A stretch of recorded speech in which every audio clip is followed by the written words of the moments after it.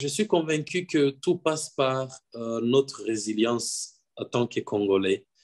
Je ne suis pas trop fan des organisations humanitaires qui viennent pour aider nos populations. Je pense que tout devait se focaliser sur nous-mêmes et voir comment est-ce que nous-mêmes nous pouvons nous entraider. Quand je parle de nous-mêmes, je parle des Congolais. Je parle des Congolais qui sont ici et ceux de la diaspora.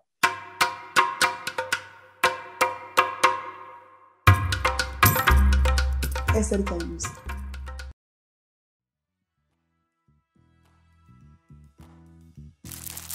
Je m'appelle Eugène Bouingo, je suis un membre du collectif Goma Actif. C'est un collectif qui est présentement dans la ville de Goma et qui est un mouvement ou un collectif citoyen qui mobilise la communauté, et je suis un des volontaires et parmi tant d'autres qui actuellement sont dans la ville de Goma. Quand tu dis un des volontaires, c'est-à-dire quelles sont tes missions, qu'est-ce que vous faites, comment vous opérez? Je vais dire que nous sommes de jeunes, pour la plupart en tout cas, étudiants, de banquiers, de humanitaires, de musiciens, qui avons comme mission protéger la ville de Goma dans des circonstances où elle a vraiment besoin de nous.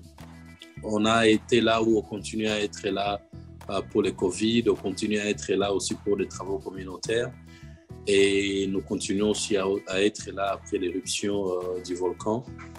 Et voilà, donc quand je dis volontaire, c'est que nous venons de différents domaines de vie, même professionnels, et nous nous mettons ensemble pour faire quelque chose pour la ville. Le 22 mai dernier, c'était l'éruption du volcan Nyiragongo à Goma. Est-ce que tu peux nous raconter comment as-tu vécu la situation? Ouais, j'étais chez moi, ce 22 mai, c'était un soir, quand j'ai entendu les gens commencer à crier dehors.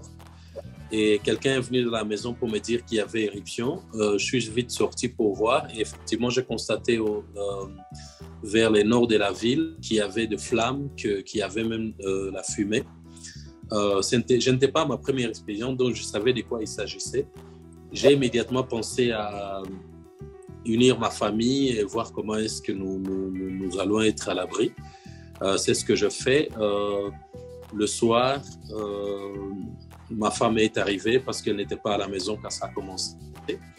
Et on a essayé de contacter les amis qui sont surtout vers le nord de la ville pour leur demander de quoi il s'agissait ou comment ça se présentait. Ils nous donnaient régulièrement des nouvelles via WhatsApp ou les réseaux sociaux.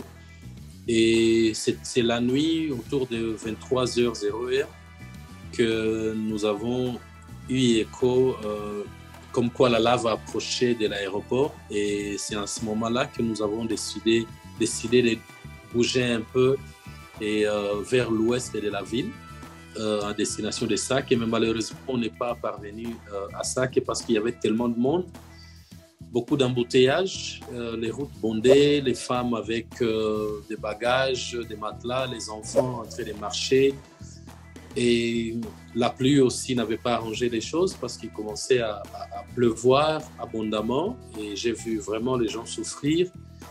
Et le matin, comme on n'était pas parvenu à atteindre Sake, on est rentré à Goma et on avait des nouvelles qui étaient plutôt optimistes, parce qu'on nous avait dit que la lave s'était arrêtée.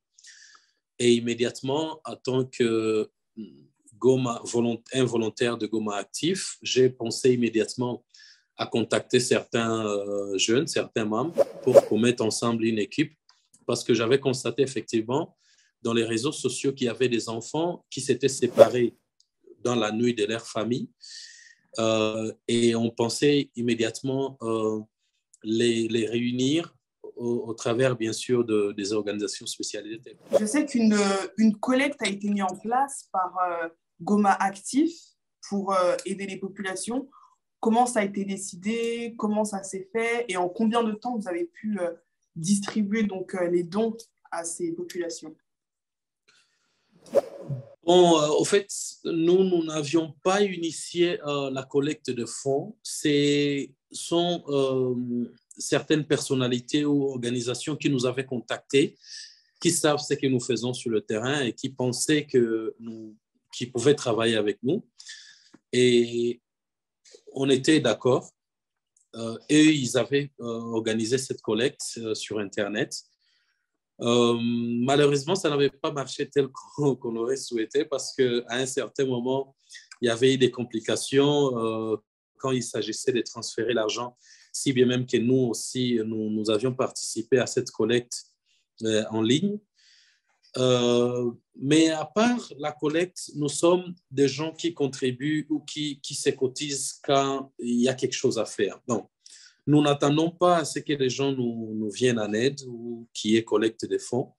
Nous commençons avec le moyen de bord. Ça n'a pas marché comme on l'aurait souhaité, on n'avait pas eu ces fonds-là. Mais il y a eu d'autres organisations qui ont travaillé avec nous, comme Virunga SARL, qui a fait, je crois, une collecte de fonds, je ne sais pas où. Mais ce que je sais est que Virunga SARL avait mis à notre disposition des vivres. Donc, elle avait fait une collecte de fonds, elle avait acheté des vivres et elle a mis ces vivres à notre disposition pour la distribution dans des sites ou dans des maisons où il y avait vraiment besoin. Quand je parle des maisons, c'est ces vieillards, par exemple, ou des personnes handicapées qui n'étaient pas dans des sites désignés, mais qui étaient dans des familles d'accueil. On avait travaillé avec des chefs de village ou des chefs coutumiers pour les identifier et apporter les peu qui étaient disponibles. Et durant cette période où vous avez mené des actions, est-ce que le gouvernement sur place s'est joint à vos actions ou eux aussi ont mené des actions sur place? Avant peut-être d'arriver à parler de ça, il faut contextualiser les choses. Tout avait commencé quand le gouvernement avait ordonné l'évacuation de la ville. On avait demandé aux gens d'aller dans des endroits où rien n'était prévu, sur le plan logistique en tout cas. On avait demandé aux gens d'aller vers le nord de la ville, vers Rutshuru, et il n'y avait rien de prévu là-bas, ou à Sake, et il n'y avait rien de prévu. Et là, on a constaté des gens abandonnés et qui devaient faire de leur mieux pour ne serait-ce que manger. Et c'est à partir de là qu'est venue l'idée de nous investir aussi dans la réponse humanitaire. Il y a de ces volontaires-là qui s'étaient aussi déplacés vers Sake, et quand ils sont arrivés à Sake, ils ont commencé à travailler avec des autorités locales au niveau des Sake pour voir comment est-ce que nous pouvons prendre en charge au moins les vulnérables. Je parle de ces enfants, je parle de ces vieillards, je parle de ces personnes handicapées. On avait mobilisé urgemment nos propres moyens au travers de nos cotisations pour acheter un peu à manger pour les enfants, la bouillie chaque matin, de l'eau. Et à Rutshuru, par exemple, on avait aussi commencé par l'identification de ces gens-là et parler aux autorités pour qu'ils rendent disponibles les stades, là où on pouvait orienter les gens, parce qu'au moins là, c'est clôturé, c'est sécurisé. On avait fait ça avec les autorités locales au niveau de Rutshuru. Et c'est après maintenant que les gens ont commencé à rentrer à Goma, et le gouvernement avait mis en place quelques sites au nord de la ville pour accueillir ces gens. C'était des sites pas construits, mais au moins des sites, c'était des écoles, c'était peut-être une église, là où les gens pouvaient aller au moins passer nuit sous un toit et être à l'abri de tout ce qui est intempérie ou pluie. C'est à partir de là que le gouvernement a commencé maintenant à venir en aide, et d'autres organisations ont commencé à venir en aide à ces sinistrés, notamment en distribuant des vivres. En ce qui concerne les gouvernements, nous avons constaté plus la fondation Denise Nyakeru, la fondation de la Première Dame, qui était vraiment à la première ligne. C'est elle qui coordonnait avec les services de la protection civile tout ce qui est distribution. Et malheureusement, il y avait des problèmes liés à l'identification. Et à un certain moment, ils arrêtaient à distribuer des vivres pendant des semaines parce que à cause de ce problème-là d'identification. Et nous ne sommes pas, moi personnellement, je ne suis pas d'accord avec ça parce que en pareille circonstance, s'il y a des problèmes liés à l'identification, on doit chercher une réponse rapide. C'est-à-dire des problèmes d'identification, je ne comprends pas quand vous dites problème d'identification. Dans quel sens? Ok, dans le sens où, selon eux, selon les autorités, il y avait de vraies et de fausses. C'est-à-dire que parmi les sinistrés, il y a des gens qui devaient bénéficier de ces aides-là et les autres qui ne devaient pas. Alors, lors de la distribution, quand le gouvernement constate qu'il y a par exemple des gens qui ne sont pas censés être bénéficiaires, on arrêtait tout, on fermait les entrepôts et on laissait les gens comme ça, sans quelque chose à manger. Et ils se débrouillaient pour trouver quelque chose à mettre sous la dent. Et moi, personnellement, je n'étais pas d'accord avec ça. Et il y a même certains déplacés qui étaient abandonnés à Sake. À Sake, c'est à quelques kilomètres de la ville. Et nous, on était obligés de les prendre en charge et en même temps aussi faire le plaidoyer auprès des autorités. On avait fait un plaidoyer. Ces gens-là étaient aussi pris en charge, mais c'était tellement très difficile parce qu'on avait en face de nous des gens très arrogants qui pensaient que tu es venu chercher, je ne sais pas, soit de l'argent ou de financement. Quelles étaient leurs réponses? Après le plaidoyer, quelles étaient les réponses des autorités? La réponse, c'était que nous, au début, quand nous sommes allés vers eux, ils ont commencé à nous donner des leçons de tout genre. Ils ne comprenaient pas ce que nous étions et notre dynamisme. Et les réponses étaient qu'on va voir, on va certainement envoyer des gens pour aller constater ce que vous avez aussi constaté. Parce que ce n'est pas qu'ils n'étaient pas au courant que ces gens étaient là. Ils étaient au courant. Mais selon eux, ces gens-là avaient refusé d'être relocalisés avec les autres ou en même temps que les autres. Et le gouvernement avait dit que comme ces gens avaient refusé, ils avaient les raisons, que je ne vais pas rentrer dans les détails. Et le gouvernement avait dit que quand vous avez refusé, dans ces cas, nous, on considère que c'est ces gens-là qui ont accepté d'être relocalisés comme de vrais sinistrés. Ils étaient abandonnés là-bas. Et face à cette souffrance, nous étions obligés parce que nous, en tant que Goma actif, on ne se mêle pas des différents politiques ou je ne sais pas quoi. Nous, on vient, on constate quelque chose qui ne marche pas. Aujourd'hui, quelle est la situation sur place à Goma? Il y a encore des sinistrés, il y a encore des familles en manque de nourriture, il y a encore des familles donc, en manque de logement. Mais est-ce que, à part les associations, les ONG, le gouvernement ne prévoit pas d'autres logements? Comment ça se passe? Que tu m'avais dit, il y a plus de 4000 sinistrés. Pour le moment, 920 ménages ont été pris en charge. Qu'en est-il des autres? Les autres, franchement, je ne sais pas. J'ai parlé avec quelqu'un de la protection civile qui m'a dit que le gouvernement était en train de réfléchir sur une solution durable. Je ne sais pas quand, mais au moins, il réfléchit sur ça. Il m'a dit qu'il y a l'ancienne première dame qui a donné un terrain ou des terrains aux gens, aux sinistrés, pour y construire durablement et s'y installer. J'ai appris que le gouvernement allait appuyer ces gens à construire des maisons et s'installer durablement sur ces terrains-là.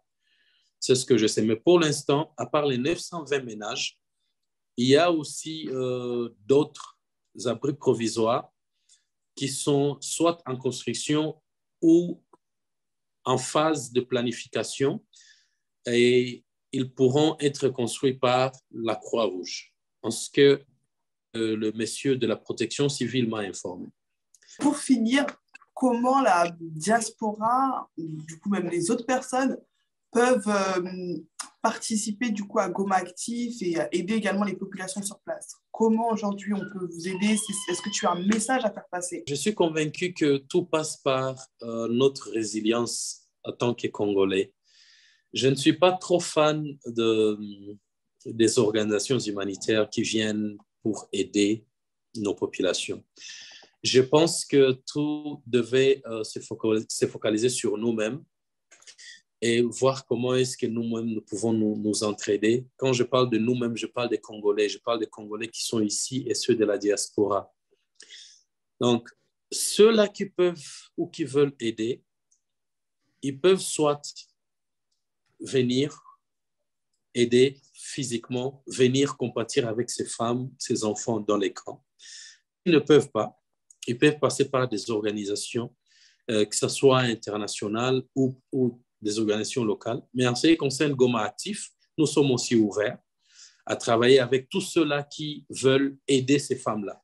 C'est peut-être une occasion pour moi de dire que nous ne sommes pas une organisation qui tient une administration pour dire que non, nous allons soumettre un projet pour qu'il soit financé. Non, nous ne sommes pas comme ça. Nous sommes des gens qui travaillent, qui sont intégrés dans le monde professionnel. Et quand nous voyons qu'il y a quelque chose, ou quand nous constatons qu'il y a quelque chose à faire, nous mobilisons le moyen. Alors, nous voulons que la diaspora aussi se joigne à ce genre de mobilisation. Voilà, j'étais en train de dire que nous avons deux projets. Un projet pour identifier les écoles là où les enfants sinistrés étudient, pour voir dans quelles conditions et si nous pouvons les aider soit en fourniture scolaire ou en payant quelques frais qui ne sont pas pris en charge par les gouvernements. Ça, c'est de deux. Nous voulons identifier les orphelinats parce qu'il y a les chefs coutumiers qui nous ont dit, la société civile d'ailleurs qui nous a dit qu'il y a les enfants orphelins qui sont pris en charge dans des familles d'accueil. Nous voulons identifier ces enfants pour voir comment est-ce qu'ils sont pris en charge et comment nous pouvons les aider. C'est ces deux projets-là que nous sommes en train de travailler et nous espérons que d'ici une semaine, nous allons passer à la phase d'exécution. Donc, s'il y a quelqu'un qui veut venir avec nous dans ces projets, il est ou elle est la bienvenue. SLK News.